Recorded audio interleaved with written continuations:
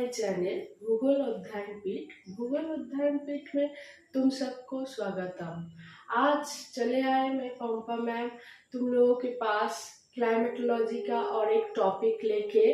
उसका नाम क्या है? Global warming.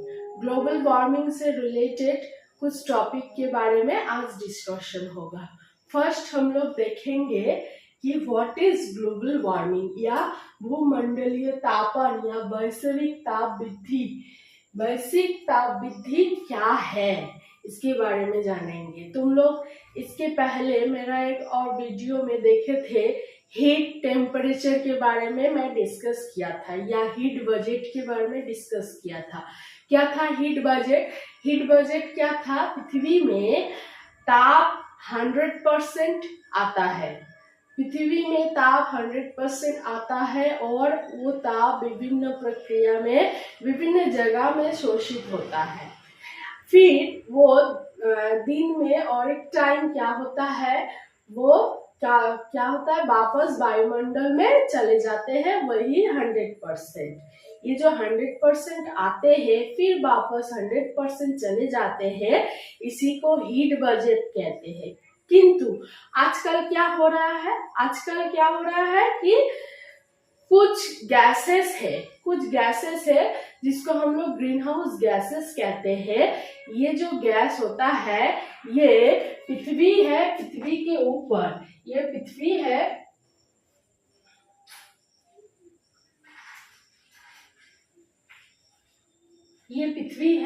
पृथ्वी के ऊपर ये जो गैस होता है, मान लो वो गैस का नाम है कार्बन डाइऑक्साइड, क्लोरोफ्लोरोकार्बन, ये सब है। ये जो सन से या सूर्य से यहाँ पर उत्ताप आता है, ये आ तो जाता है, यहाँ पर उत्ताप आ तो जाता है या ताप या उष्णता आ जाता है 100%, लेकिन वापस जाने के टाइम क्या होता है, ये जो लेयर होता है carbon dioxide, CFC, chlorofluorocarbon, methane, इसका जो लेयर बन जाता है आजकल, वो पूरा 100% जाने नहीं देता है वापस पृथ्वी में, वापस वायुमंडल में जाने नहीं देते हैं।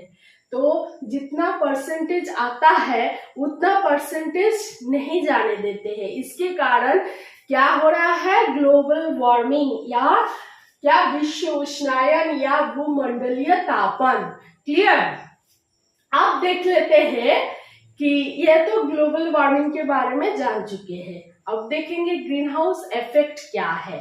ग्रीन हाउस इफेक्ट, मान लो शीत प्रधान देश, ये ठंडा जहां पर बर्फ जमता है, सपोज यूरोपियन कंट्री हो सकता है, कनाडियन, अमेरिकन कंट्री हो सकता है, नॉर्थ अमेरिकन कंट्री, ये सब जगह में क्या होता है कि वहां पर तो बर्फ बहुत ज्यादा होता है, तो कांच का घर होता है, मतलब उसका सीलिंग, उसका जो दीवार होता है वो कांच से बना होता है।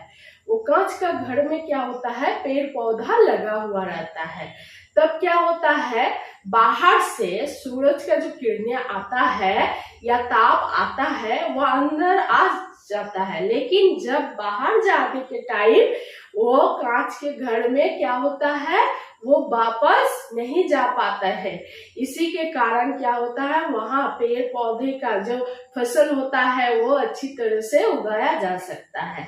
तो इस घर को कहते हैं ग्रीन हाउस घर, और इस इफेक्ट को कहते हैं ग्रीन हाउस के इफेक्ट। और जो गैसेस उत्पन्न होता है वो क्या, CO2 माने कार्बन डाइऑक्साइड, CFC माने क्लोरोफ्लोरोकार्बन, CH4 माने मीथेन, जलीय वाष्प, और कुछ है, वो सब क्या होता है, ये गैसेस द्वारा ये कार्य होता है, माने ग्रीन हाउस इफेक्ट होता है। तो ये इसीलिए ये सब गैसेस या जलीय वाष्प, ये सब को क्या कहते हैं, ग्रीन हाउस गैसेस कहते हैं। तो यहाँ पर दोनों क्वेश्चन का आंसर हम लोगों को मिल गया। नेक्स्ट क्वेश्चन हम लोग देखेंगे इफेक्ट्स ऑफ ग्लोबल वार्मिंग। इसके बारे में डिटेल्स में हम लोग डिस्कस करेंगे। इफेक्ट्स मतलब ग्लोबल वार्मिंग होने के लिए क्या क्या इफेक्ट्स या प्रभाव पड़ते हैं पृथ्वी के ऊपर, उसके बारे में हम लोग देख लेंगे। फर्स्ट ऑफ ऑल, ज्यादातर तापमान वृद्धि होने से आज का जो जलवायु चल रहा है, तुम लोग भी देखोगे कि आजकल गर्मी बहुत ज्यादा बढ़ रहा है। गर्मी के कारण हम लोग रह नहीं सकते हैं।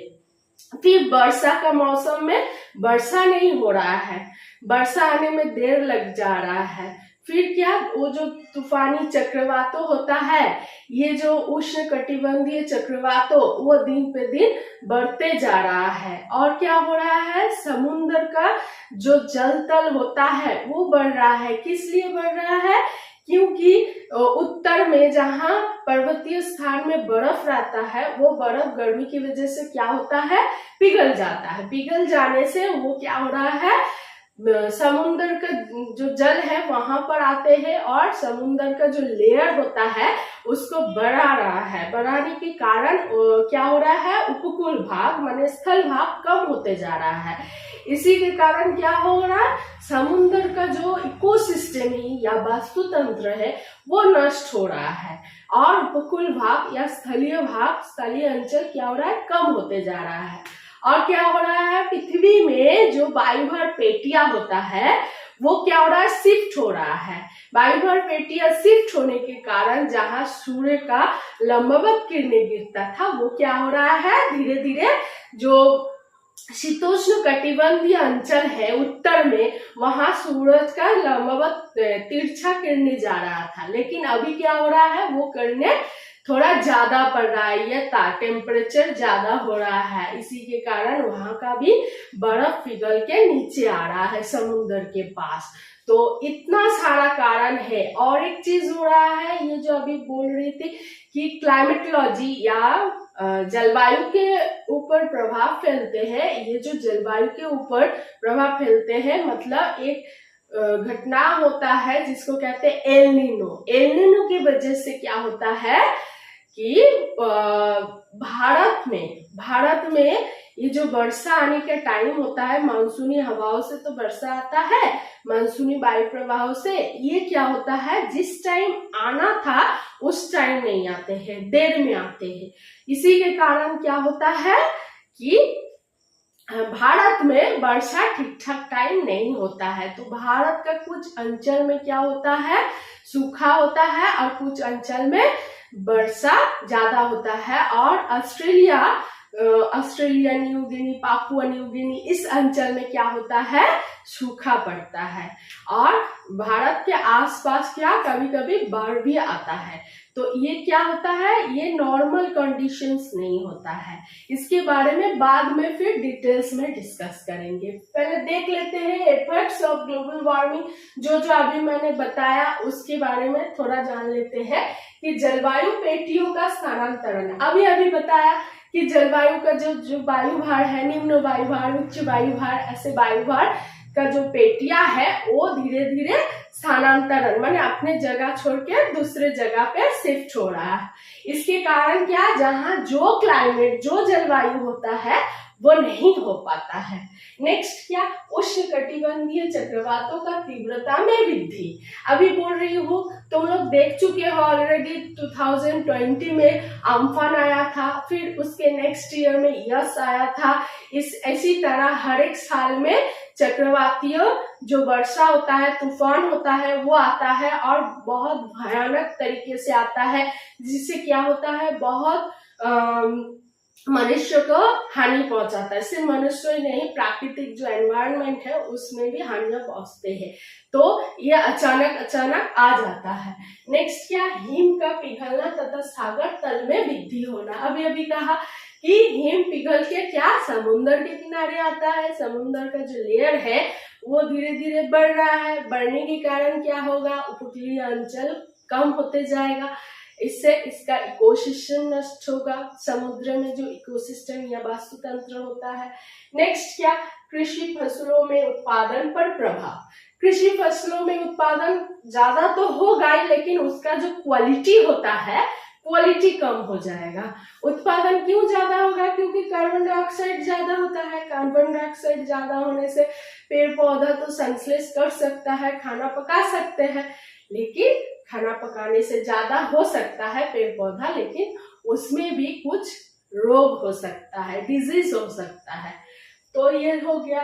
नेक्स्ट क्या, कृषि पद्धति में बदलाव। कृषि पद्धति में जहां धान का खेती होता था, क्यों होगा? क्योंकि ये जो जलवायु पेटियों का स्थानांतरण हो रहा है, मतलब क्लाइमेट पूरा चेंज हो रहा है। क्लाइमेट पूरा चेंज होगा तो जहाँ वर्षा ज्यादा होता है, वर्षा कम होने से धान का उत्पादन कम हो जाएगा, वहाँ गेहूं का उत्पादन ज्यादा होगा। इसी तरह फसल का भी परिवर्तन होता है, जिस फसलों का खेती होता है वो चेंज हो सकता है। नेक्स्ट मैंने कहा था एल नीनो तथा इसका वैश्विक प्रभाव। ये मेनली होता है कहाँ? भारत महासागर में। पेरू है, पेरू एक जगह है, पेरू के पश्चिमी तट में होता है। क्या होता है? यहाँ ज्यादा गर्म हो जाता है। गर्म होने से क्या होगा? निम्न वायुदाब अंचल में परिवर्तित होगा और क्या होगा? यहाँ पर चक्रवातीय वर्षा होने का संभावना है। ये लगभग 4 से लेकर 5 साल बाद आता है, इसीलिए यहाँ पर क्या होता है? बहुत ज्यादा बारिश होता है। और मैंने जो कहा कि कुछ पार्ट में क्या होता है? कम वर्षा होता है।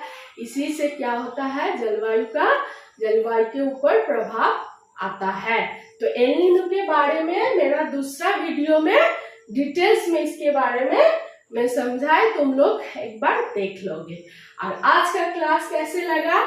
आज का क्लास अगर अच्छा लगे तुम लोगों को, तुम लोग लाइक, शेयर और सब्सक्राइब कर देना। और मेरा दूसरे टॉपिक में दूसरा क्लास होगा, तुम लोग चले आओगे। ठीक है? Okay, thank you.